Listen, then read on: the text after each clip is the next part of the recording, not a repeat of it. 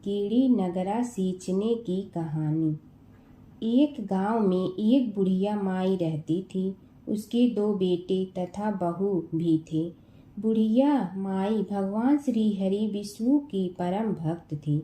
अपना जीवन दान धर्म पुण्य कार्य कर्मों में लगाती थी। परंतु बुढ़िया माई कभी भी मंदिर और सत्संग में वह तीर्थ स्थानों पर नहीं जाती थी। एक बार गांव में भागवत कथा हो रही थी। बेटे ने कहा, माँ आप सारा दिन घर में रहती हैं, आप मंदिर में भागवत कथा सुनने क्यों नहीं जाती? बुढ़िया माई ने बेटे का मन रखने के लिए कह दिया कि आज जाऊंगी, परंतु नहीं गई। ऐसा करते करते 6 दिन निकल गए। बुढ़िया माई के बेटे ने कहा, माँ आज अंतिम दिन है, आज तो कथा सुनने आपको जाना ही पड़ेगा। सारा दिन घर का काम करके बुढ़िया माई ने जाते जाते इतनी देर कर दी कि अंतिम दिन की भागवत कथा भी समाप्त हो गई। भगवान श्री हरि विष्णु सन्यासी का रूप धारण करके बुढ़िया माई के पास आए और बोले, बुढ़िया माई तुम कहाँ जा रही हो? बुढ़िया माई ने कहा, मैं भागवत कथा सुनने जा रही हूँ। तब सन्यासी रूपधारी भगवान श्री हरि विष्णु ने कहा, अब इतनी देर से क्यों जा रही हो? वहाँ तो अब कथा समाप्त हो गई है, अब वहाँ जाकर क्या करोगी? बुढ़िया माई ने कहा, अब घर से निकली हूँ तो जाकर ही रहूंगी। सब सन्यासी रूपधारी भगवान श्री हरि विष्णु ने कहा कि अब कथा समाप्त हो गई, भक्त लोग भी अपने अपने घर चले गए, अब तुम वहाँ से क्या लाओगी? तो बुढ़िया माई बोली, कुछ नहीं तो मैं वहाँ से एक ईंट ही उठा लाऊंगी। तो सन्यासी रूपधारी भगवान श्री हरि विष्णु बोले, तुम वहाँ से मिट्टी की ईंट लाओगी, उसके बदले में मैं तुम्हें एक सोने की ईंट दे देता हूँ। बुढ़िया माई ने ईंट ले ली और घर की तरफ चल पड़ी और विचार करने लगी कि यदि यह ईंट मैं घर लेकर जाऊंगी तो बेटे बहू झगड़ने लगेंगे। इसीलिए घर के आंगन में बाहर ही बुढ़िया माई ने वह ईंट जमीन में गाड़ दी। परंतु अब बुढ़िया माई का ध्यान उस ईंट पर ही रहने लगा। खाने पीने घर के काम करने में सदैव बुढ़िया माई अपना ध्यान सोने की ईंट पर ही लगाई रखती। बेटे बहू ने पूछा, माँ पूरे दिन घर के आंगन में क्या करती रहती हो? तो बुढ़िया माई ने कहा, मैं आने जाने वाले को देखती रहती हूँ।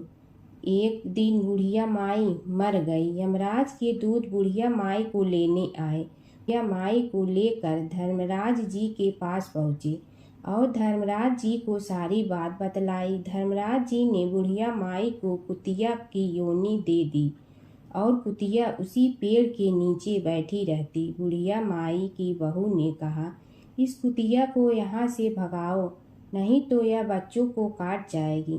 तो उसके बेटे ने उसकी पीठ पर एक लकड़ी मारी और बुढ़िया माई मर गई और को सर्प की योनि मिली। आंगन में सर्प को देखकर बेटे बहू ने किसी को काट नहीं जाए इसी डर से मार दिया। फिर बुढ़िया माई मरकर धर्मराज जी के पास पहुंची।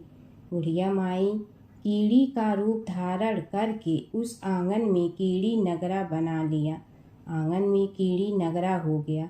घर वाले बहुत परेशान हुए। घर वाले भोजन भी नहीं बना रहे थे और मन ही मन होने का स्मरण करने लगे। तब भगवान श्री हरि विष्णु सन्यासी का रूप धारण करके आए और बोले कि कुछ खाने को दे दो। तो घर वाले ने कहा, महाराज हमारे खाने को भी कुछ नहीं बनाया, क्योंकि हमारे घर में कीड़ी नगरा हो गया है, आप ही इसका कुछ उपाय बतलाइए। तब महाराज जी ने आंगन में खोदा और सोने की 28 निकाली और दोनों बेटों को दे दी और कहा, तुम्हारी माँ के नाम से दान पुण्य करना, धर्मशाला बनवाना, स्कूल बनवाना, प्याऊ लगवाना, गौशाला में गाय के चारे खाने की व्यवस्था करना। परंतु दोनों बेटे आपस में झगड़ने लगे कि तू दान कर, तू दान कर।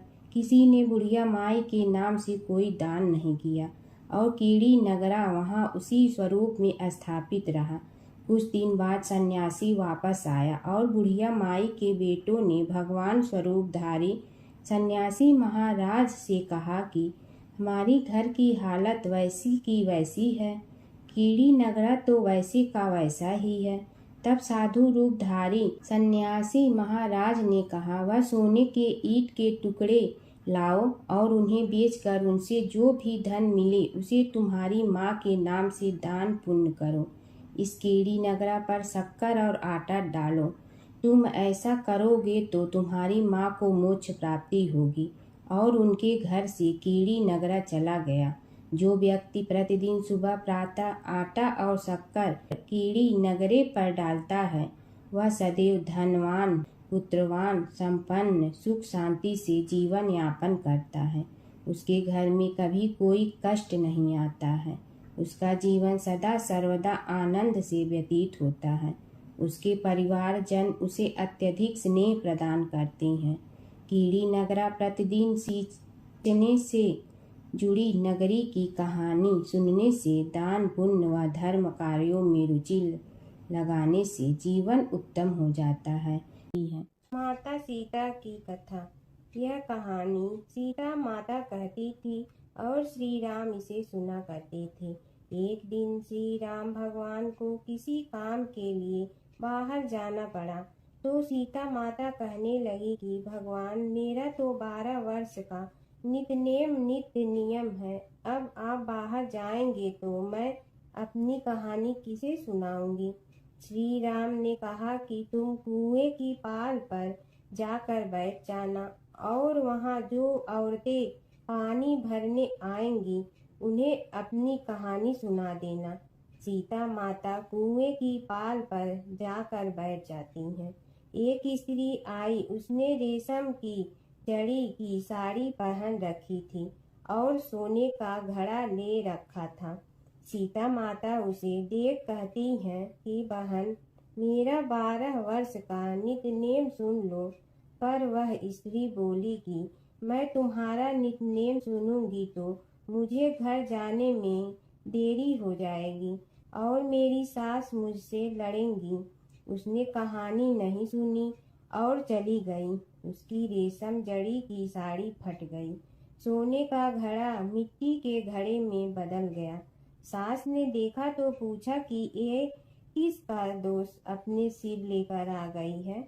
बहू ने कहा कि कुएं पर एक औरत बैठी थी, उसने कहानी सुनने के लिए कहा, लेकिन मैंने सुनी नहीं, जिसका यह फल मिला है।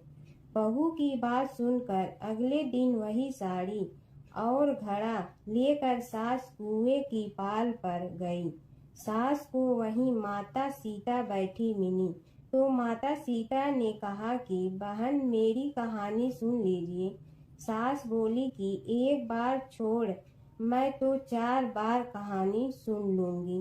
राम आए, लक्ष्मण आए, देश के पुजारी आए, नित नेम का नेम लाए, आओ राम बैठो राम, तपी रसोई जियो राम, माखन मिश्री खाओ राम, दूध बतासा पियो राम, सूत के पलका मोठो राम, साल दुसाला पोठो राम, साल दुसाला ओढ़ो राम, जब बोलो जब राम ही राम, राम संवारे सबके काम, खाली घर भंडार भरेंगे, सबका बेड़ा पार करेंगे, श्री राम जय राम जय जय राम। सास बोली कि बहन, कहानी तो बहुत अच्छी लगी। कहानी सुनकर सास घर चली गई और उसकी साड़ी फिर से रेशम जड़ी की बन गई। मिट्टी का घड़ा फिर सोने के घड़े में बदल गया। बहू कहने लगी, सासू माँ, आपने ये सब कैसे किया। सास ने कहा कि बहू, तू दोष लगा के आई थी और मैं अब दोष उतार कर आ रही हूँ। बहू ने फिर पूछा कि वह कुएं वाली स्त्री कौन है। सास बोली कि वे सीता माता थीं। वे पुराने से नया कर देती हैं, खाली घर में भंडार भर देती हैं। वह लक्ष्मी जी का वास घर में कर देती हैं। आदमी की जो भी इच्छा हो उसे पूरा कर देती हैं। बहू बोली कि ऐसी कहानी मुझे भी सुना दो। सास बोली कि ठीक है, तुम भी सुनो। और सास ने कहानी शुरू की। राम आए, लक्ष्मण आए, देश के पुजारी आए, नित नेम का नेम लाए, आओ राम बैठो राम। तपी रसोई जियो राम, माखन मिश्री खाओ राम। दूध बतासा पियो राम, सूत के पलका मोठो राम। साल दुसाला पोठो राम, साल दुसाला ओढ़ो राम। जब बोलो जब राम ही राम, राम संवारे सबके काम। खाली घर भंडार भरेंगे, सबका बेड़ा पार करें। श्री राम जय जय राम। कहानी सुनकर बहू बोली कि कहानी तो बहुत अच्छी है। सास ने कहा कि ठीक है, इस कहानी को रोज कहा करेंगे।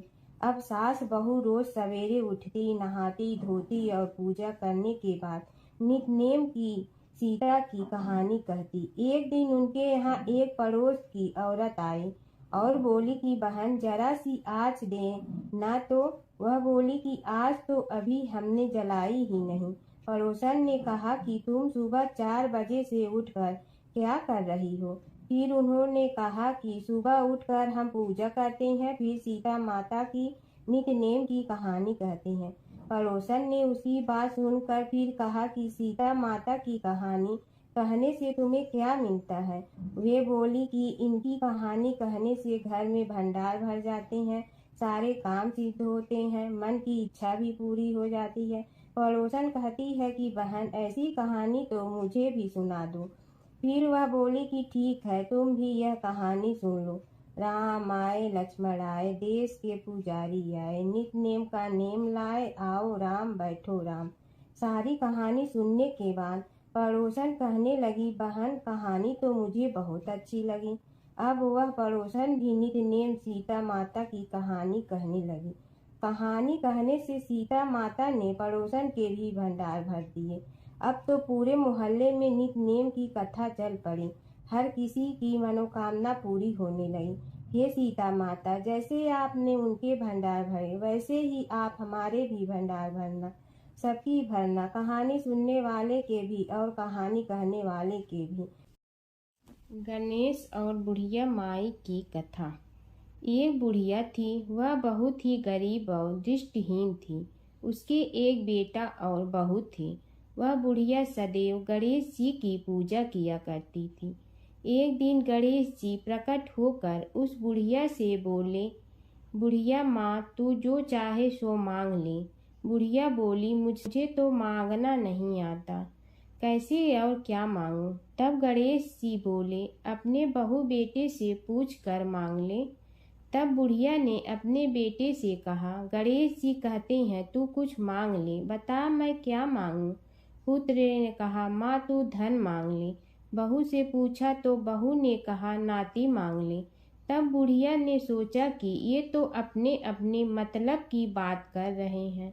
अतः उस बुढ़िया ने पड़ोसन से पूछा तो उन्होंने कहा, बुढ़िया तू तो थोड़े दिन जियोगी, क्यों तू धन मांगो और क्यों नाती मांगे। तू तो अपनी आँखों की रोशनी मांग ले, जिससे तेरी जिंदगी आराम से कट जाए। इस पर बुढ़िया बोली, यदि आप प्रसन्न है तो मुझे 9 करोड़ की माया दे, निरोगी काया दे, अमर सुहाग दे, आँखों की रोशनी दे, नाती दे, पोता दे और सब परिवार को सुख दे और अंत में मोक्ष दे। यह सुनकर तब गणेश जी बोले, बुढ़िया माँ, तुमने तो हमें ठग लिया। फिर भी जो तूने मांगा है वचन के अनुसार सब तुझे मिलेगा। और यह कहकर गणेश जी अंतर ध्यान हो गए। उधर बुढ़िया माँ ने जो कुछ मांगा वह सब कुछ मिल गया। हे गणेश जी महाराज, जैसे तुमने उस बुढ़िया माँ को सब कुछ दिया वैसे ही सबको देना। बुढ़िया माई को मुक्ति दी। तुलसी माता की कथा। एक बुढ़िया माई तुलसी जी को सींचती और कहती कि हे तुलसी माता, सत की दाता, मैं तेरा बिडला सींचती हूँ, मुझे बहू दे, पीताम्बर की धोती दे, मीठा मीठा घास दे, बैकुंठा में वास दे, चटक की चाल दे, पटक की मोद दे, चंदन का काठ दे, रानी सा राज दे, दाल भात का भोजन दे, 11 की मौत दे, कृष्ण जी का कंधा दे। तब तुलसी माता यह सुनकर सूखने लगी। तो भगवान ने पूछा कि हे तुलसी, तुम क्यों सूख रही हो। तुलसी माता ने कहा कि एक बुढ़िया रोज आती है और यही बात कह जाती है, मैं सब बात तो पूरा कर दूंगी, लेकिन कृष्ण का कंधा कहाँ से लाऊंगी। तो भगवान बोले, जब वो मरेगी तो मैं अपने आप कंधा दे आऊँगा, तू बुढ़िया माई से कह देना। जब बुढ़िया माई मर गई, सब लोग आ गए। जब माई को ले जाने लगे तो वह किसी से न उठी। तब भगवान एक 12 बरस के बालक का रूप धारण करके आए।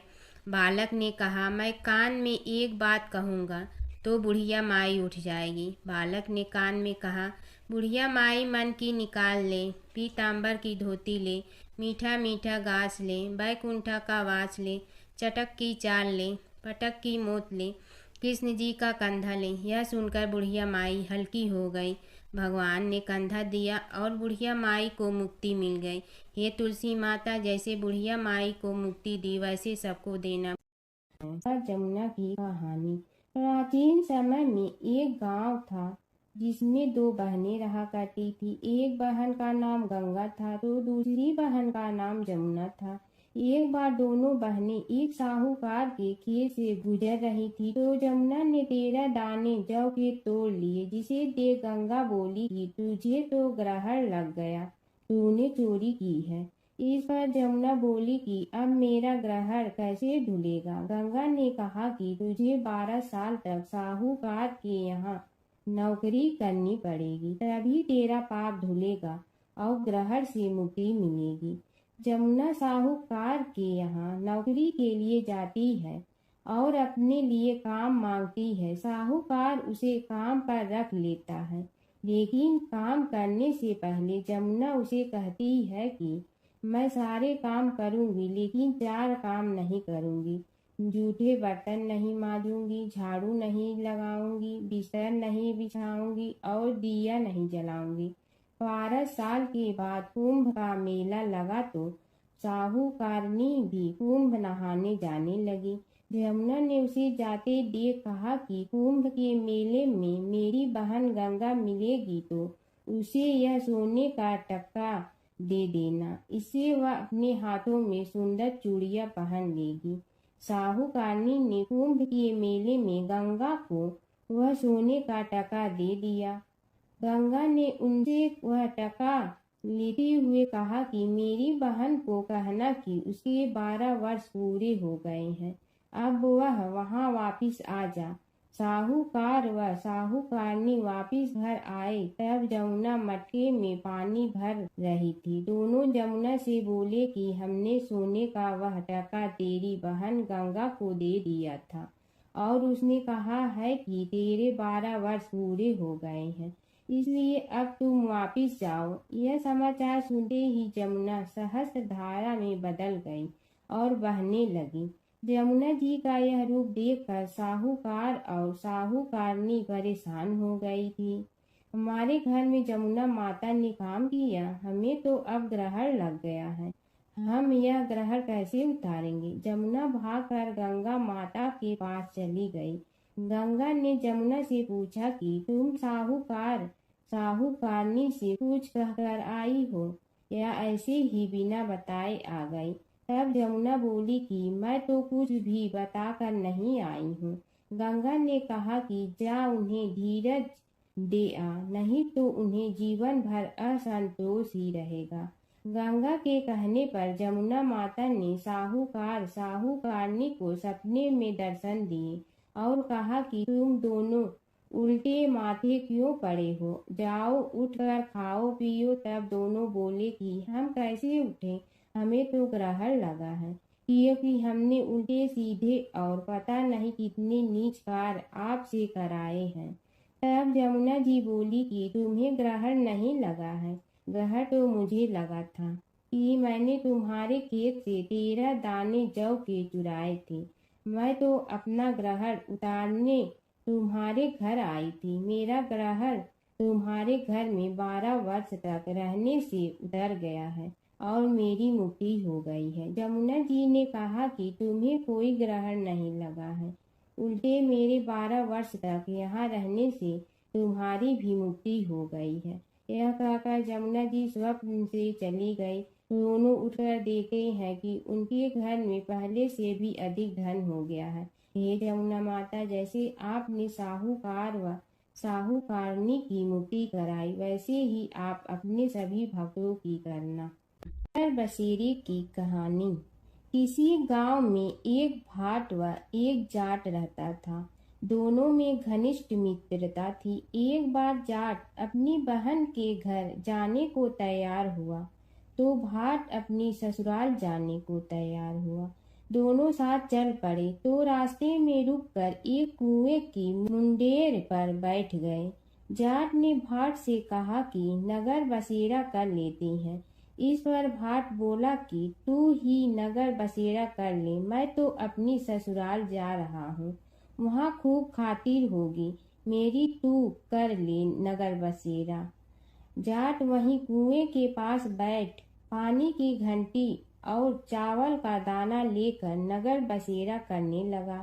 नगर बसेरा करने के साथ जाट कहने लगा कि नगर बसेरा जो करे सो मल धोवे पाँव, ताता माड़ा तापसी देगी मेरी माँ, माँ देगी मावशी तेगी द्वारका का वास, मीठा मीठा घास वृंदावन का वास, पाँच कुल्थी छठी रास मेरी जीवड़ो श्री कृष्ण के पास, डालू पानी हो जाए घी झट से निकल जाए मेरा जी, यह सब कर कर के वह जाट बहन के पास चल पड़ा। जाट की बहन ने भाई के आने पर उसकी खातिर की खी बूरा के साथ भाई को जिमाया। दोनों ने बैठकर ढेर सारी बातें की।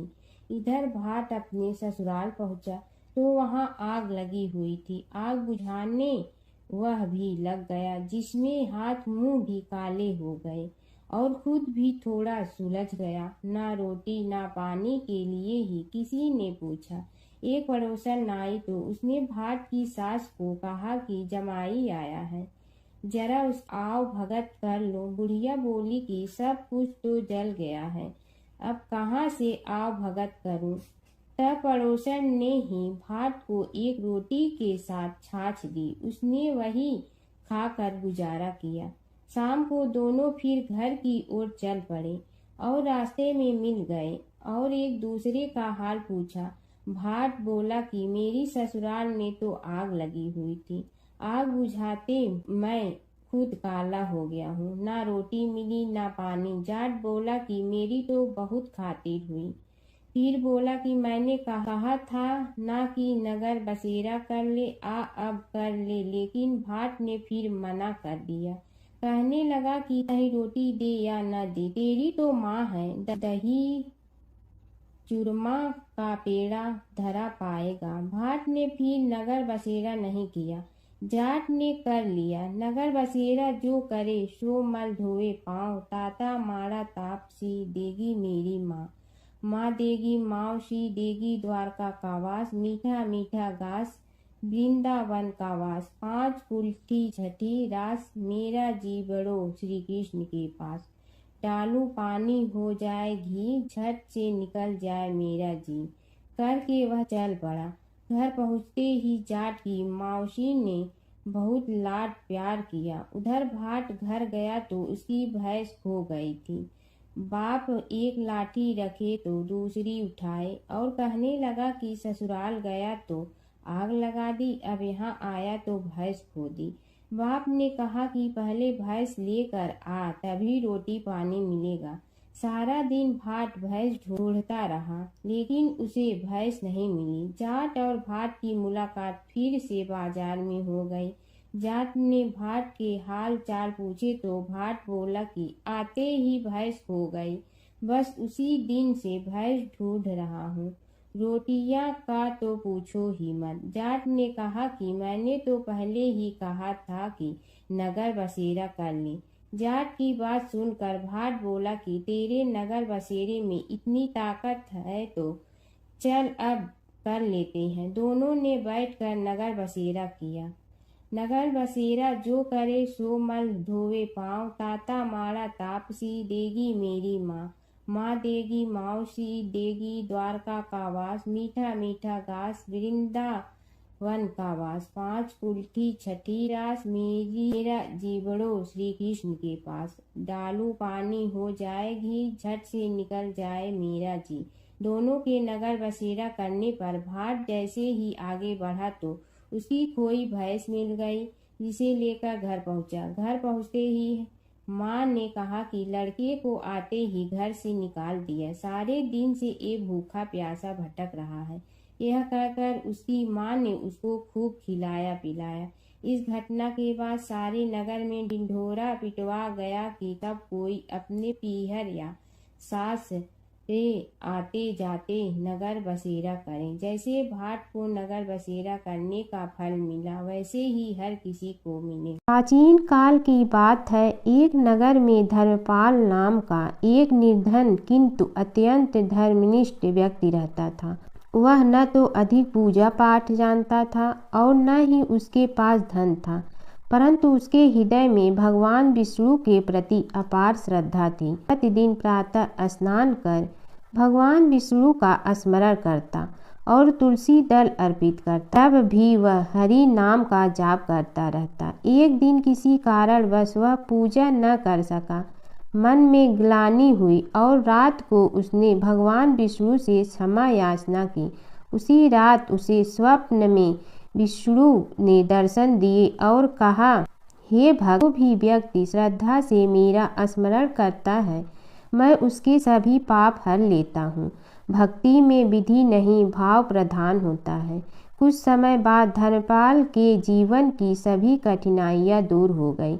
उसके घर में सुख शांति और समृद्धि आ गई। अंत समय में उसे वैकुंठ लोक की प्राप्ति हुई। विष्णु भगवान की कथा।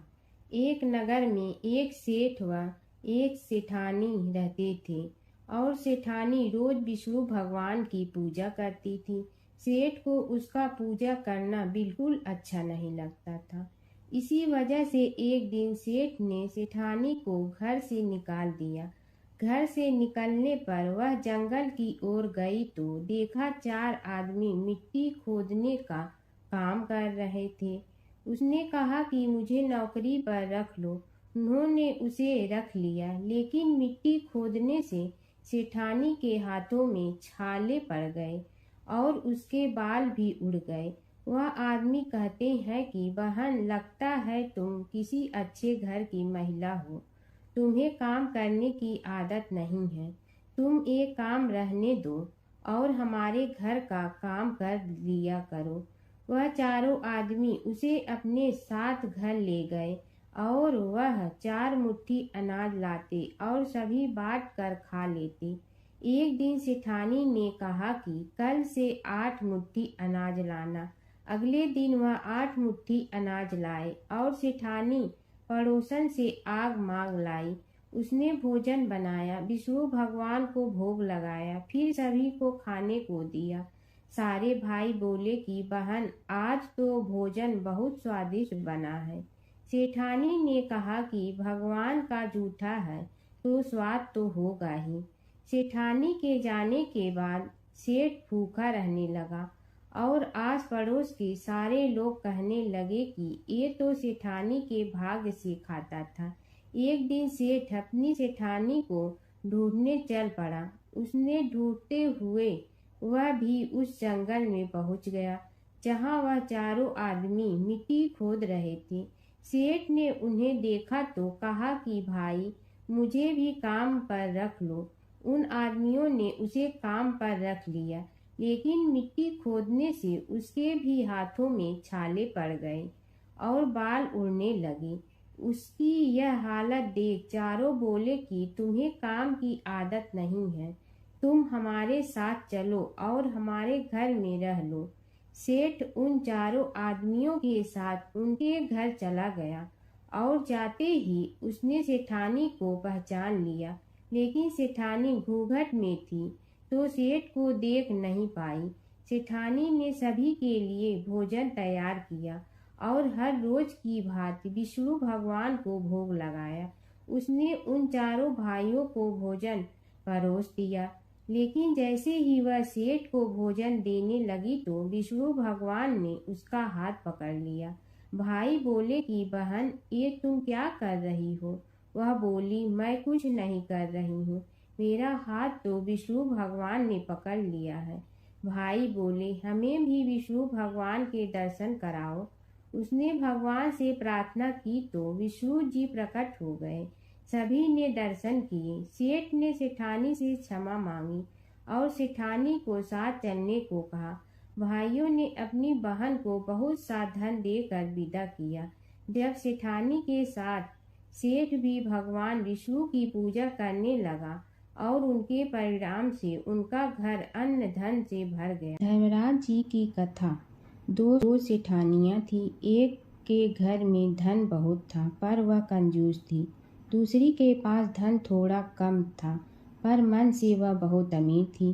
रोज सवेरे उठती, गंगा स्नान करती, तुलसी माता, बड़, पीपल सींचने, भगवान के मंदिर जाके पूजा करती। धर्मराज सूरज भगवान की कहानी सुनती, भगवान के भोग लगाकर अतिथि को जिमाती, गाय कुत्ता के लिए ग्रास निकालती। दूसरी सेठानी इस धर्मात्मा को देखकर हंसती और कहती, पता नहीं दिन भर क्या करती रहती है।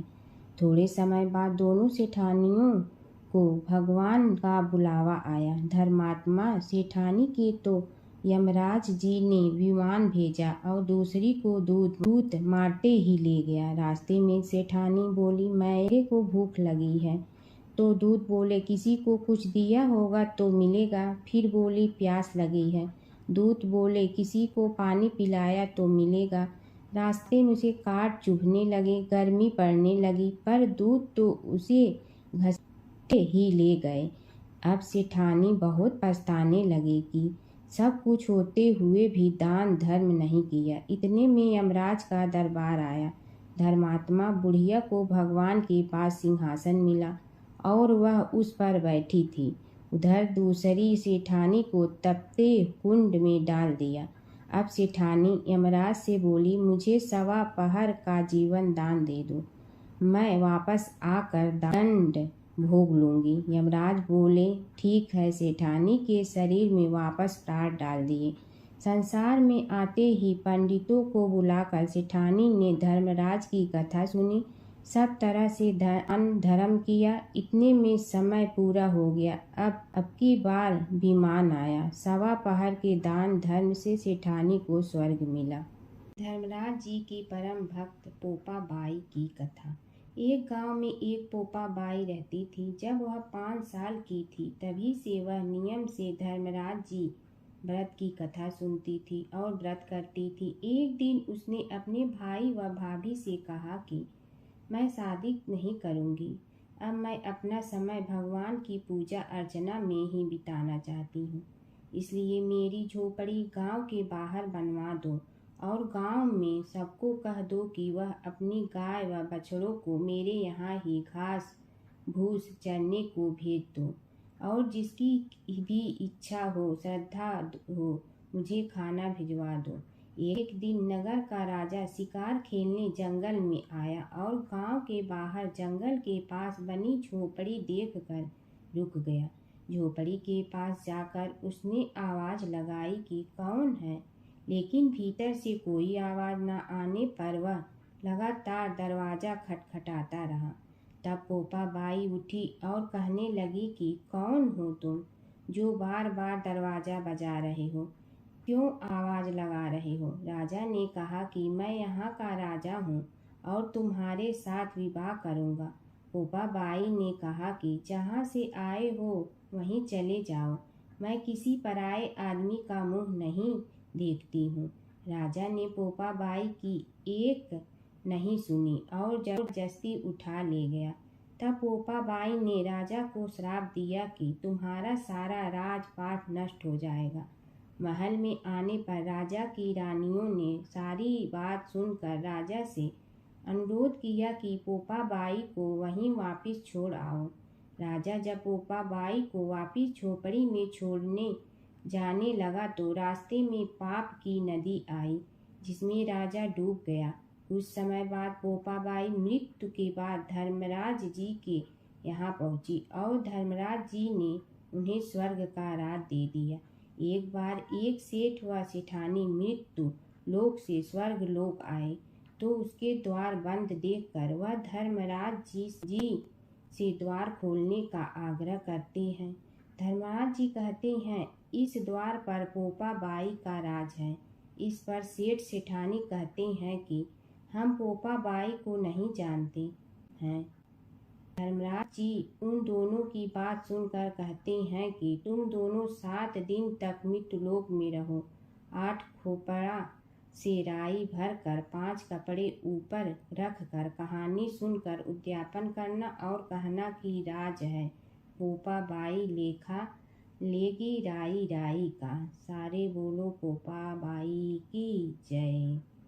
एक बार एक नगर में एक मालिन रहती थी। उसके पति चल बसे थे। उसका एक 4 साल का पुत्र था। उसकी सास कठोर हृदय की स्त्री थी। वह बहू को बहुत तकलीफ देती थी। एक दिन सास ने बहू और पोते को घर से निकाल दिया। वे दोनों रोते हुए चलते चलते एक जंगल में जा पहुंचे। वहां एक बड़े पेड़ के नीचे बैठ गए। वहां से थोड़ी दूर पर एक गणेश जी का मंदिर था। वहां बहुत लोग गणेश जी के दर्शन करने आते थे। दर्शन करके गणेश जी को प्रसाद चढ़ाते थे। फिर वह प्रसाद सबको बांट देते थे। इस प्रसाद से माँ बेटे का गुजारा होने लगा। दोनों गणेश जी की पूजा पाठ में लग गए। एक दिन उन्होंने सोचा क्यों न हम भी जंगल से फूल लाकर बेचें। वे रोज जंगल से फूल लाकर उसकी माला बनाकर बेचने लगे। साथ में पूजा की सामग्री और प्रसाद भी बेचने लगे। इससे उनको आमदनी होने लगी। गणेश जी की कृपा से आमदनी बढ़ने लगी। जल्दी ही उन्होंने एक मकान और एक दुकान बना लिया। एक राजा की लड़की मंदिर में रोज पूजा करने आती थी। मालिन के बेटे को देखकर राजकुमारी उस पर मोहित हो गई और उसे विवाह करने की सोचने लगी। उसने अपनी भाभी से अपने मन की बात कही। भाभी अनुभवी थी। उसने कहा, ये तो मालिन का बेटा है और तुम एक राजा की बेटी हो। यदि तुमने उससे विवाह किया तो तुम्हारी बहुत बेइज्जती होगी। पर राजकुमारी अपनी बात पर अड़ी रही। उसने कहा, मैंने तो प्रतिज्ञा कर ली है कि उसी से विवाह करूंगी। भाभी ने घर जाकर सारी बात राजा को बता दी। राजा ने मना नहीं किया और विवाह के लिए तैयार हो गए। उन्होंने बड़े धूमधाम से बेटी का विवाह मालिन के बेटे के साथ कर दिया। मालिन ने सबसे पहले बेटे बहू को गणेश जी के मंदिर में ले जाकर पूजा पाठ करवाया और गणेश जी का आशीर्वाद दिलवाया। इसके बाद पूरे नगर में यह बात फैल गई कि गणेश जी की पूजा करने से सब दुख कष्ट दूर हो जाते हैं। इस बात पर सुनते ही नगर के सभी लोग मंदिर आने लगे। मालिन और उसके बेटे की बिक्री और बढ़ गई। उधर उसकी सास के बुरे दिन आ गए। अन्नदाता उससे रूठ गए और वह भूखों मरने लगी। एक दिन वह रोती धोती उसी गणेश जी के मंदिर में आ पहुंची। वहां वह मालिन के बेटे से बोली, मैं भूखी हूँ, मुझे रोटी कपड़ा दे दो, इसके बदले में तुम्हारा सारा काम कर दूंगी। लड़के को दया आ गई और उसे काम पर रख लिया। उसने अपनी दादी को नहीं पहचाना। जब मालिन घर आई तो उसने सास को पहचान लिया। वह सास से बोली, सासू जी आप यहाँ कैसे? सास ने पोते की तरफ इशारा करके कहा, मेरी इस सेठ के यहाँ नौकरी लग गई है। बहू बोली, यह आपका पोता है और यह घर भी आपका ही है, यह दुकान भी आपकी ही है। जब आपने हमें घर से निकाला तब गणेश जी ने हमारी रक्षा की। बहू की बात सुनकर सास बोली, मेरी करनी मैं भोगूंगी। बहू बोली, सासू जी अब आप हमारे यहाँ रहो और पोते का सुख देखो। हे गणेश जी महाराज, जैसा सुख आपने मालिन को दिया वैसा ही सुख सबको देना। प्राचीन काल की बात है। नैमिषारण्य क्षेत्र में ऋषि महर्षि और साधु संतों का समाज जुड़ा था। उसमें श्री सूत जी भी विद्यमान थे। शौनक जी ने उनकी सेवा में उपस्थित होकर निवेदन किया कि हे अज्ञान रूप घोर तिमिर को नष्ट करने में करोड़ों सूर्यों के समान प्रकाशमान श्री सूत जी, हमारे कानों के लिए अमृत के समान जीवन प्रदान करने वाले कथा तत्व का वर्णन कीजिए। हे सूत जी, हमारे हृदयों में ज्ञान के प्रकाश की वृद्धि तथा भक्ति, वैराग्य और विवेक की उत्पत्ति जिस कथा से हो सकती हो, वह हमारे प्रति कहने की कृपा कीजिए। शौनक जी की जिज्ञासा से सूत जी बड़े प्रसन्न हुए। पुरातन इतिहासों के स्मरण से उनका शरीर पुलकायमान हो रहा था। वे कुछ देर उसी स्थिति में विराजमान रहकर कुछ विचार करते रहे और अंत में बोले, शौनक जी, इस विषय में आपके चित्त में बड़ी जिज्ञासा है। आप धन्य हैं जो सदैव ज्ञान की प्राप्ति में तत्पर रहते हुए विभिन्न पुराण कथाओं की जिज्ञासा रखते हैं। आज मैं आपको ज्ञान के परम स्रोत रूप श्री गणेश जी का जन्म कर्म रूप चरित्र सुनाऊंगा। गणेश जी से ही सभी ज्ञानों, सभी विद्याओं का उद्भव हुआ है। अब आप सावधान चित्त से विराजमान हो। श्री गणेश जी के ध्यान और नमस्कार पूर्वक उनका चरित्र श्रवण करें। नमस्तस्मै गणेशाय ब्रह्मा विद्या प्रदायिनी यनागस्त्यसमः साक्षात विघ्न सागर सोषणे।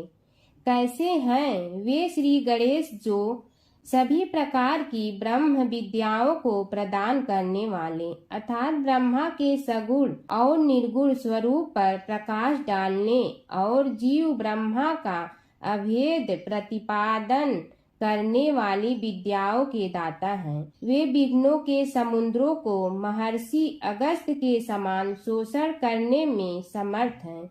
इसलिए उनका नाम विघ्न सागर शोषक के नाम से प्रसिद्ध है।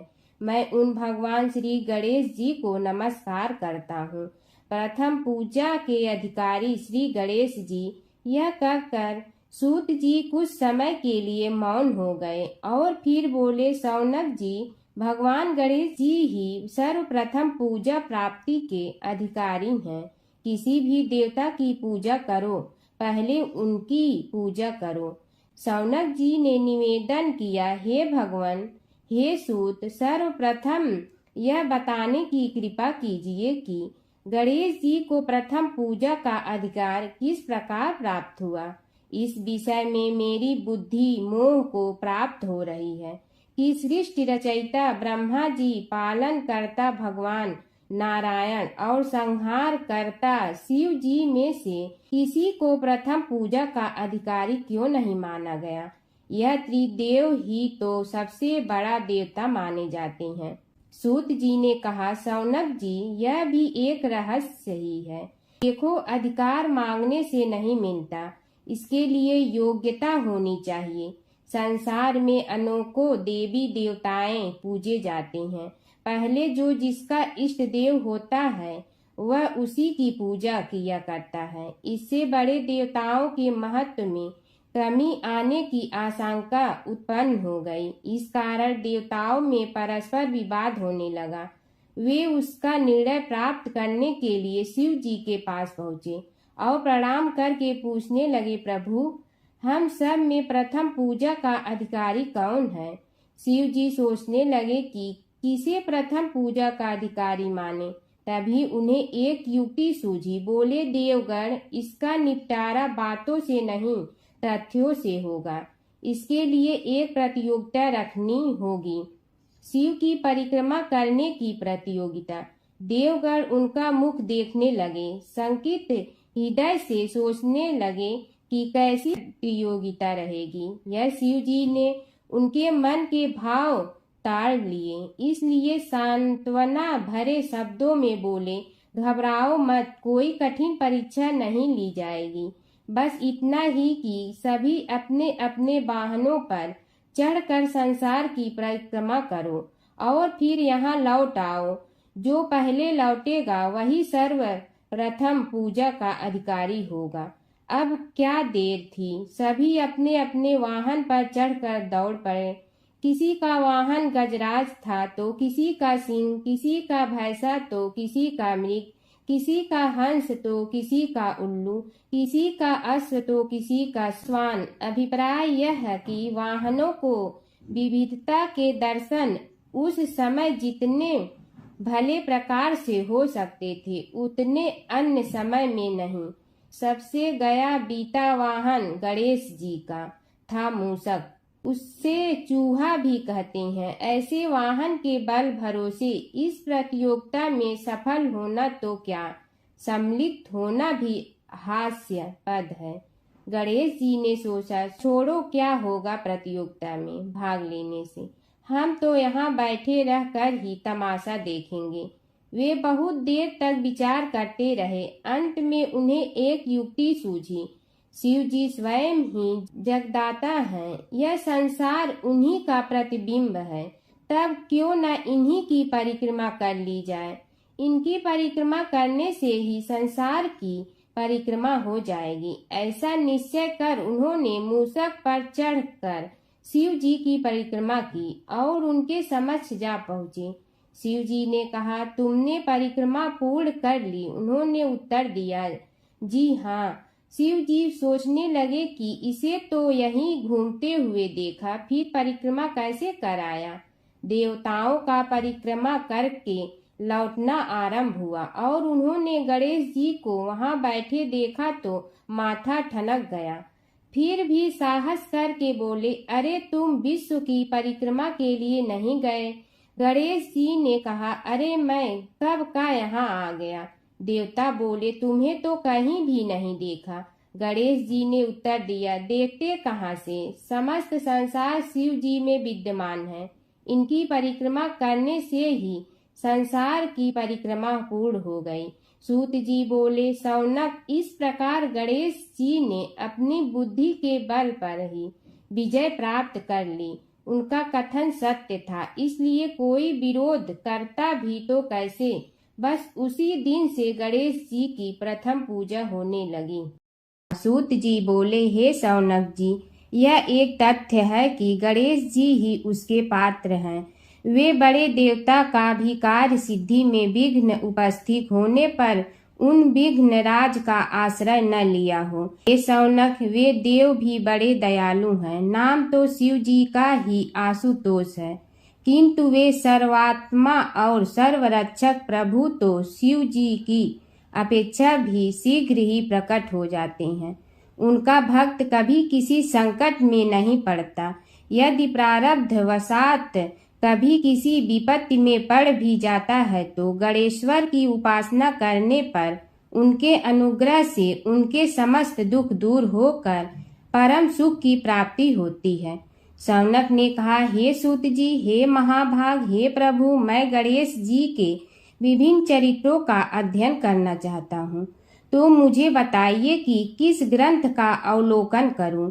हे दयामय, आपको तो उनके समस्त चरित्र विदित है कि यदि आप ही उन्हें सुनाने की कृपा करें तो मेरा अत्यधिक उपकार होगा।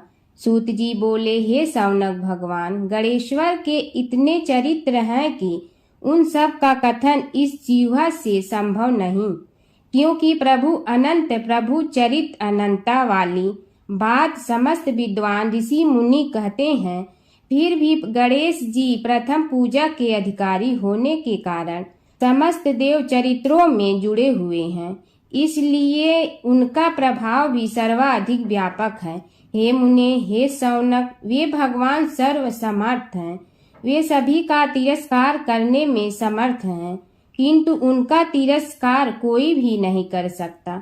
यह त्रिलोक्य उन्हीं भगवान के संकेत पर नित्य करता है। इसकी समस्त क्रियाएं उन्हीं की इच्छा पर आश्रित हैं। हे शौनक भगवान, गणेश्वर स्वयं कहते हैं, शिवे विष्णु च शक्तौ च सूर्ये मयि निराधिप यो भेद बुद्धि योगः स सम्य योगुः मतो मम। हे नरेश्वर, हे वरेण्य, शिव, विष्णु, शक्ति, सूर्य और मुझ गणेश में जो अभेद बुद्धि योग है, मेरे मत में वही सम्यक योग है। इससे यह भी सिद्ध है कि समस्त देवता उन्हीं के स्वरूप हैं। वे ही भगवान विभिन्न कार्य रूपों के अनुसार अपना भिन्न भिन्न नाम रखते हैं। हे मुनि श्रेष्ठ, उन सब देवताओं के चरित्र भी उन्हीं गणराज के चरित्र हैं। यद्यपि सब चरित्र एक ही ग्रंथ में मिलने में संभव नहीं है, फिर भी गणेश्वर के अनेकों प्रमुख चरित्रों का वर्णन गणेश पुराण में हुआ है। राजा सोमकांत का वृतांत कथन। शौनक जी ने पूछा, हे प्रभु, गणेश पुराण का आरंभ किस प्रकार हुआ, यह मुझे बताने की कृपा करें। इस पर सूत जी ने कहने लगे, हे शौनक, यद्यपि गणेश पुराण है तो बहुत प्राचीन, क्योंकि भगवान गणेश्वर तो आदि हैं। न जाने कब से गणेश जी अपने उपासकों पर कृपा करते चले आ रहे हैं। उनके अनंत चरित्र हैं, जिनका संग्रह एक महापुराण का रूप ले सकता है। उसे एक बार भगवान नारायण ने नारद जी को और भगवान ने शंकर और जगन जननी पार्वती जी को सुनाया था।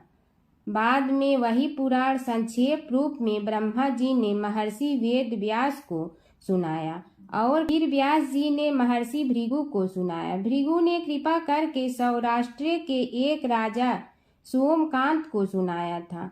तब से वह पुराण अनेक कथाओं में विस्तृत होता रहा और अनेक कथाओं से रहित होता हुआ अनेक रूप में प्रचलित है।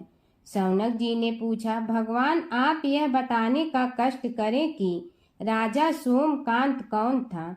उसने महर्षि से गणेश पुराण का श्रवण कहाँ किया था, उस पुराण के श्रवण से उसे क्या क्या उपलब्धियां हुई। हे नाथ, मुझे श्री गणेश्वर की कथा के प्रति उत्कंठा बढ़ती ही जा रही है। सूत जी बोले, हे शौनक, सौराष्ट्र के देवनगर नाम की एक प्रसिद्ध राजधानी थी। वहाँ का राजा सोमकांत था। वह अपनी प्रजा का पुत्र के समान पालन करता था। वह वेद ज्ञान संपन्न, शस्त्र विद्या में पारंगत एवं प्रबल प्रतापी राजा, समस्त राजाओं में मान्य तथा अत्यंत वैभवशाली था। उसका ऐश्वर्य कुबेर के भी ऐश्वर्य को लज्जित करता था। उसने अपने पराक्रम से अनेकों देश जीत लिए थे। उसकी पत्नी अत्यंत रूपवती, गुणवती, धर्माज्ञा एवं पतिव्रत धर्म का पालन करने वाली थी। वह सदैव अपने प्राणनाथ की सेवा में लगी रहती थी। उसका नाम सुधर्मा था। जैसे वह प्रतिव्रता थी, वैसे ही राजा भी एक पत्नी व्रता का पालन करने लगा।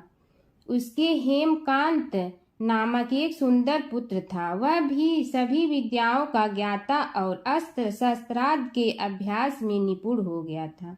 यह सभी श्रेष्ठ लक्षणों से संपन्न, सद्गुणी एवं प्रजा जनों के हितों का अत्यंत पोषक था। इस प्रकार राजा सोमकांत स्त्री, पुत्र, पशु, वाहन, राज्य एवं प्रतिष्ठा आदि से सब प्रकार सुखी था। उससे दुख तो था ही नहीं। सभी राजागण उसका हार्दिक सम्मान करते थे तथा उसकी श्रेष्ठ कीर्ति भी संसार व्यापी थी। परंतु युवा अवस्था के अंत में सोमकांत को घृणित कोष्ठ रोग हो गया। उसके अनेक उपचार किए गए, किंतु कोई लाभ नहीं हुआ। रोग शीघ्रता से बढ़ने लगा और उसके कीड़े पड़ गए। जब रोग की अधिक वृद्धि होने लगी और उसका कोई उपाय न हो सका, तो राजा ने मंत्रियों को बुलाकर कहा, सुव्रतो, जाने किस कारण यह रोग मुझे पीड़ित कर रहा है। अवश्य ही यह किसी पूर्व जन्म के पाप का फल होगा। इसलिए मैं अब अपना समस्त राजपाट छोड़कर वन में रहूंगा। मेरे पुत्र हेमकांत को मेरे समान मानकर राज्य शासन का धर्म पूर्वक संचालन कराते रहें। यह कहकर राजा ने शुभ दिन दिखवाकर अपने पुत्र हेमकांत को राज्य पद पर अभिषेक किया और अपनी पत्नी सुधर्मा के साथ निर्जन वन की ओर चल दिया। प्रजापालक राजा के वियोग में समस्त प्रजा जन अश्रु बहाते हुए उनके साथ चले गए। राज्य की सीमा पर पहुंचकर राजा ने अपने पुत्र अमात्यगण और प्रजा जनों को समझाया, आप सब लोग धर्म के जानने वाले, श्रेष्ठ आचरण में तत्पर एवं सहृदय हैं। यह संसार तो वैसे भी परिवर्तनशील है। जो आज है वह कल नहीं था और आने वाले कल में भी नहीं रहेगा। इसलिए मेरे जाने से दुख का कोई कारण नहीं है। मेरे स्थान पर मेरा पुत्र सभी कार्यों को करेगा, इसलिए आप सब उसके अनुशासन में रहते हुए उसे सदैव सम्मान करते रहें। फिर पुत्र से कहा, बेटा, यह स्थिति सभी के समझ आती रही है। हमारे पूर्व पुरुष भी परंपरागत रूप से वृद्धावस्था आने पर वन में जाते रहे हैं। मैं कुछ समय पहले ही वन में जा रहा हूँ, तो कुछ पहले या पीछे जाने में कोई अंतर नहीं पड़ता। यदि कुछ वर्ष बाद जाऊं तब भी मोह का त्याग करना ही होगा। इसलिए हे वत्स, तुम दुखित मत हो और मेरी आज्ञा मानकर राज्य शासन को ठीक प्रकार चलाओ। ध्यान रखना, क्षत्रिय धर्म का कभी त्याग न करना और प्रजा को सदा सुखी रखना। इस प्रकार राजा सोमकांत ने सभी को समझा बुझा कर वहां से वापस लौट आया और स्वयं अपनी पतिव्रता भार्या के साथ वन में प्रवेश किया। पुत्र हेमकांत के आग्रह से उसने सुबल और ज्ञान गम्य नामक 2 आत्माओं को भी साथ ले लिया। उन सब ने एक समतल एवं सुंदर स्थान देखकर वहां विश्राम किया। तभी उन्हें एक मुनि कुमार दिखाई दिया। राजा ने उससे पूछा, तुम कौन हो, कहाँ रहते हो? यदि उचित समझो तो मुझे बताओ। मुनि बालक ने कोमल बाणी में कहा, मैं महर्षि भृगु का पुत्र हूँ। मेरा नाम च्यवन है। हमारा आश्रम निकट में ही है। अब आप भी अपना परिचय दीजिए। राजा ने कहा, मुनि कुमार, आपका परिचय पाकर मुझे बड़ी प्रसन्नता हुई। मैं सौराष्ट्र के देवनगर नामक राज्य का अधिपति रहा हूँ। अब अपने पुत्र को राज्य देकर मैंने अरण्य की शरण ली है। मुझे कुष्ठ रोग अत्यंत पीड़ित किए हुए हैं। उसकी निवृत्ति का कोई उपाय करने वाला हो तो कृपा कर मुझे बताइए। मुनि कुमार ने कहा, मैं अपने पिताजी से अपना वृतांत कहता हूँ, फिर वे जैसा कहेंगे आपको बताऊंगा। यह कहकर मुनि बालक चला गया और कुछ देर में ही आकर बोला, राजन, मैंने आपका वृतांत अपने पिताजी को बताया। उनकी आज्ञा हुई है कि आप सब मेरे साथ आश्रम में चलकर उनसे भेंट करें, तभी आपके रोग के विषय में भी विचार किया जाएगा। राजा सोमकांत के पूर्व जन्म का वृत्तांत भृगु द्वारा वर्णन। राजा अपनी पत्नी और अमात्यों के सहित च्यवन के साथ साथ भृगु आश्रम में जा पहुंचा और उन्हें प्रणाम कर बोला, हे भगवान, हे महर्षि, मैं आपकी शरण हूँ। आप मुझ कुष्ठी पर कृपा कीजिए। महर्षि बोले, राजन, यह तुम्हारे किसी पूर्व जन्म कृत पाप का ही उदय हो गया है। इसका उपाय मैं विचार करके बताऊंगा। आज तो तुम सब स्नान आदि से निवृत्त होकर रात्रि विश्राम करो। महर्षि की आज्ञा अनुसार सबने स्नान भोजन आदि के उपरांत रात्रि व्यतीत की और प्रातः काल स्नान आदि नित्य कर्मों से निवृत्त होकर महर्षि की सेवा में उपस्थित हुए। महर्षि ने कहा, राजन, मैंने तुम्हारे पूर्व जन्म का वृतांत जान लिया हूँ और यह भी विदित कर लिया है कि किस पाप के फल से तुम्हें इस रोग की प्राप्ति हुई है। यदि तुम चाहो तो उसे सुना दूं। राजा ने हाथ जोड़कर निवेदन किया, बड़ी कृपा होगी मुनिनाथ, मैं उसे सुनने के लिए उत्कंठित हूँ। महर्षि ने कहा, तुम पूर्व जन्म में एक धनवान वैश्य के लाडले पुत्र थे। वह वैश्य विंध्याचल के निकट कौलहार नामक ग्राम में निवास करता था। उसकी पत्नी का नाम सुलोचना था। तुम उसी वैश्य दंपत के पुत्र हुए। तुम्हारा नाम कामद था। तुम्हारा लालन पालन बड़े लाड चाव से हुआ। उन्होंने तुम्हारा विवाह एक अत्यंत सुंदरी वैश्य कन्या से कर दिया था, जिसका नाम कुटुम्बिनी था। यद्यप तुम्हारी भार्या सुशीला थी और तुम्हें सदैव धर्म में निरत देखना चाहती थी, किंतु तुम्हारा स्वभाव वासनांध होने के कारण दिन प्रतिदिन उज्जवल होता जा रहा था। किंतु माता पिता भी धार्मिक थे, इसलिए उनके सामने तुम्हारी उछलता दबी रही, परंतु माता पिता की मृत्यु के बाद तुम निरंकुश हो गए और अपनी पत्नी की बात भी नहीं मानते थे। तुम्हें अनाचार में प्रवृत्त देखकर उसे दुख होता था, तो भी उसका कुछ बस न चलता था। तुम्हारी उन्मत्तता चरम सीमा पर थी। अपनों से भी द्वेष और क्रूरता का व्यवहार किया करते थे, हत्या आदि कराते थे। तुम्हारे लिए सामान्य बात हो गई। पीड़ित व्यक्तियों ने तुम्हारे विरुद्ध राजा से पुकार की, अभियोग चला और तुम्हें राज्य की सीमा से भी बाहर चले जाने का आदेश हुआ। तब तुम घर छोड़कर किसी निर्जन वन में रहने लगे। उस समय तुम्हारा कार्य लोगों को लूटना और हत्या करना ही रह गया। एक दिन मध्याह्न काल था। गुणवर्धक नामक एक विद्वान ब्राह्मण उधर से निकला। बेचारा अपनी पत्नी को लिवाने के लिए ससुराल जा रहा था। तुमने उस ब्राह्मण युवक को पकड़कर लूट लिया।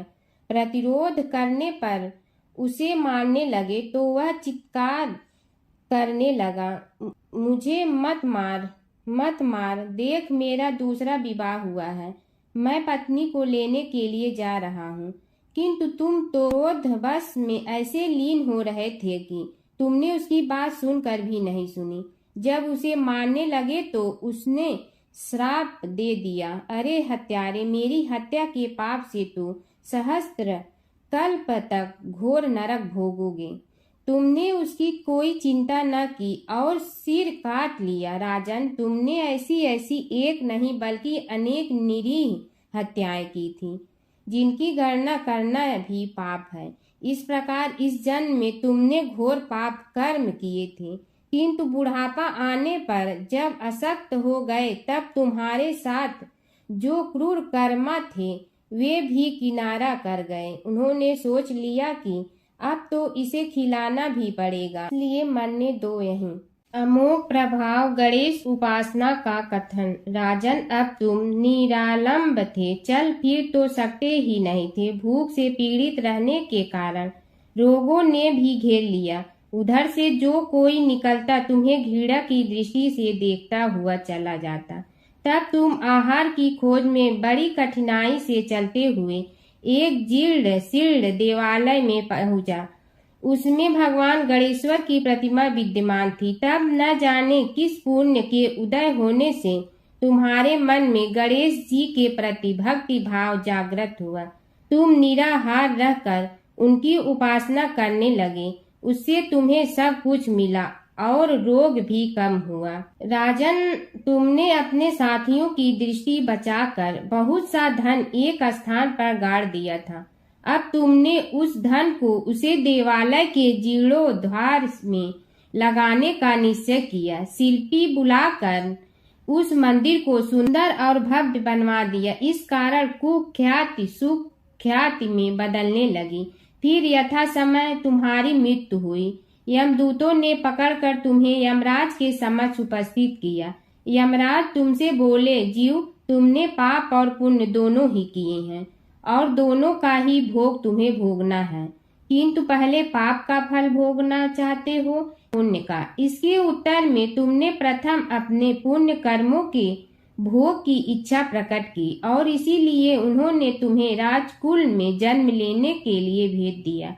पूर्व जन्म में तुमने भगवान गणाध्यक्ष का सुंदर एवं भव्य मंदिर बनवाया था, इसलिए तुम्हें सुंदर देह की प्राप्ति हुई। यह कहकर महर्षि भृगु कुछ रुके। उन्होंने देखा कि राजा को इस वृतांत पर शंका हो रही है। तभी महर्षि के शरीर में असंख्य विकराल पक्षी उत्पन्न होकर राजा की ओर झपटे। उनकी चोंच बड़ी तीक्ष्ण थी, जिनसे वे राजा के शरीर को नोच नोच कर खाने लगे। उसके कारण उत्पन्न असहनीय पीड़ा से व्याकुल हुए राजा ने महर्षि के समक्ष हाथ जोड़कर निवेदन किया, प्रभु, आपका आश्रम तो समस्त द्वेष आदि से परे है और यहाँ मैं आपकी शरण में बैठा हूँ। तब यह पक्षी मुझे आकर ही क्यों पीड़ित कर रहे हैं? हे मुनिनाथ, इनसे मेरी रक्षा कीजिए। महर्षि ने राजा के अंतर्वचन सुनकर सांत्वना देते हुए कहा, राजन, तुमने मेरे वचनों में शंका की थी, और जो मुझ सत्यवादी के कथन में शंका करते हैं उसे खाने के लिए मेरे शरीर से इसी प्रकार पक्षी प्रकट हो जाते हैं, जो कि मेरे हुंकार करने पर भस्म हो जाया करते हैं। यह कर महर्षि ने हुंकार की और तभी वे समस्त पक्षी भस्म हो गए। राजा श्रद्धावनत होकर उनके समक्ष अश्रुपात करता हुआ बोला, प्रभु, अब आप पाप से मुक्त होने का उपाय कीजिए। महर्षि ने कुछ विचार कर कहा, राजन, तुम पर भगवान गणेश्वर की कृपा सहज रूप से है और वे ही प्रभु तुम्हारे पापों को भी दूर करने में समर्थ हैं। इसलिए तुम उनके पाप नाशक चरित्रों का श्रवण करो। गणेश पुराण में उनके चरित्रों का भले प्रकार वर्णन हुआ है, अतएव तुम श्रद्धा भक्ति पूर्वक उसी को सुनने में चित्त लगाओ। राजा ने प्रार्थना की, महामुनि, मैंने गणेश पुराण का नाम भी आज तक नहीं सुना, तो उनके सुनने का सौभाग्य कैसे प्राप्त कर सकूंगा। हे नाथ, आपसे अधिक ज्ञानी और प्रकांड विद्वान और कौन हो सकता है। आप ही मुझ पर कृपा कीजिए। महर्षि ने राजा की दीनता देखकर उसके शरीर पर अपने कमंडल का मंत्रपूत जल छिड़का। तभी राजा को एक छींक आई और नासिका से एक अत्यंत छोटा काले वर्ण का पुरुष बाहर निकल आया। देखते देखते वह बढ़ गया। उसके भयंकर रूप को देखकर राजा कुछ भयभीत हुआ, किंतु समस्त आश्रमवासी वहां से भाग गए। वह पुरुष महर्षि के समक्ष हाथ जोड़कर खड़ा हो गया। उन्हें उसकी ओर देखा और कुछ उच्च स्वर में बोले, तू कौन है, क्या चाहता है। वह बोला, मैं साक्षात पाप हूँ। समस्त पापियों के शरीर में मेरा निवास है। आपके मंत्रपूत जल के स्पर्श से मुझे विवश होकर राजा के शरीर से बाहर निकलना पड़ा है। अब मुझे बड़ी भूख लगी है, बताइए क्या खाऊं और कहाँ रहूं। महर्षि बोले, तू उस आम के अवकाश स्थान में निवास कर और उसी वृक्ष के पत्ते खाकर जीवन निर्वाह कर। यह सुनते ही वह पुरुष आम के वृक्ष के पास पहुंचा, किंतु उसके स्पर्श मात्र से वह वृक्ष जलकर भस्म हो गया। फिर जब पाप पुरुष को रहने के लिए कोई स्थान दिखाई न दिया तो वह भी अंतर्हित हो गया। पुरुषोत्तम मास की कथा। प्राचीन समय की बात है। देवताओं और ऋषियों ने भगवान विष्णु से पूछा, हे प्रभु, यह पुरुषोत्तम मास क्या है और इसका इतना महत्व क्यों माना जाता है। तब भगवान विष्णु बोले, सभी महीनों में एक अतिरिक्त मास आता है जिसे लोग मलमास कहकर तुच्छ समझते थे। उस मास का कोई स्वामी नहीं था, इसलिए वह बहुत दुखी रहता था। अपमान सहते सहते वह भगवान विष्णु के पास पहुंचा और रो कर बोला, हे प्रभु, सब लोग मेरा तिरस्कार करते हैं, मेरा कोई सम्मान नहीं करता है।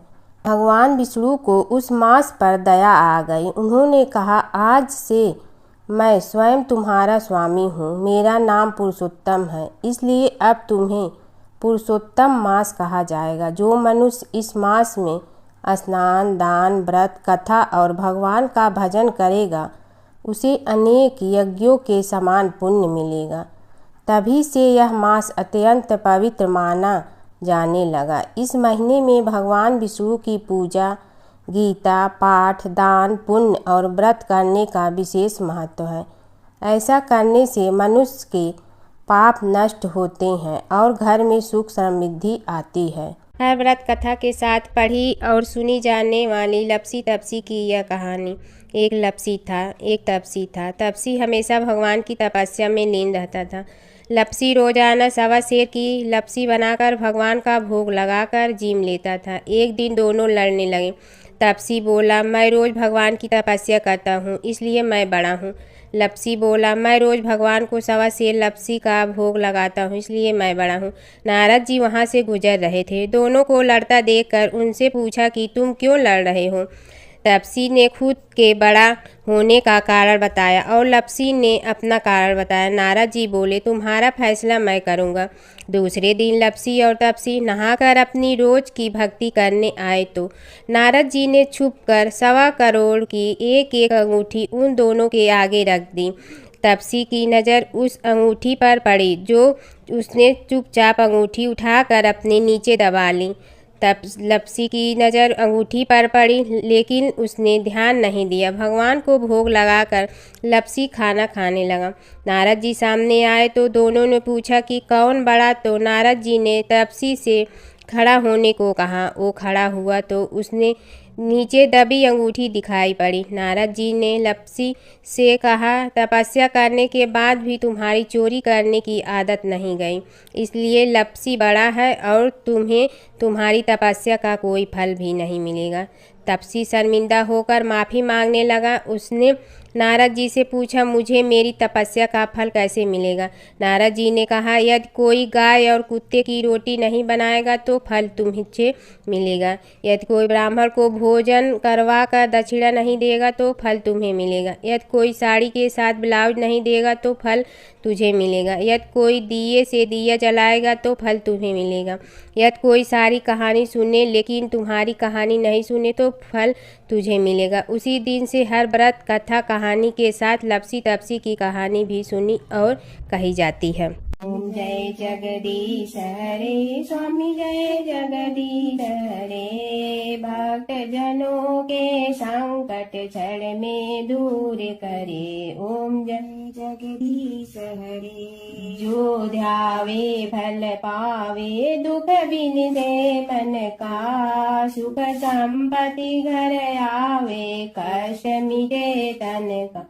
ओम जय जगदीश हरे, मात पिता तुम मेरे, शरण कहूँ किसकी, तुम विनय और न दूजा, आस करूँ जिसकी। ओम जय जगदीश हरे, तुम पूर्ण परमात्मा, तुम अंतर्यामी, पार ब्रह्म परमेश्वर, तुम सबके स्वामी। ओम जय जगदीश हरे, तुम बिंदा के सागर, तुम पालन करता, मैं मूरख कल काम, कृपा करो भरता।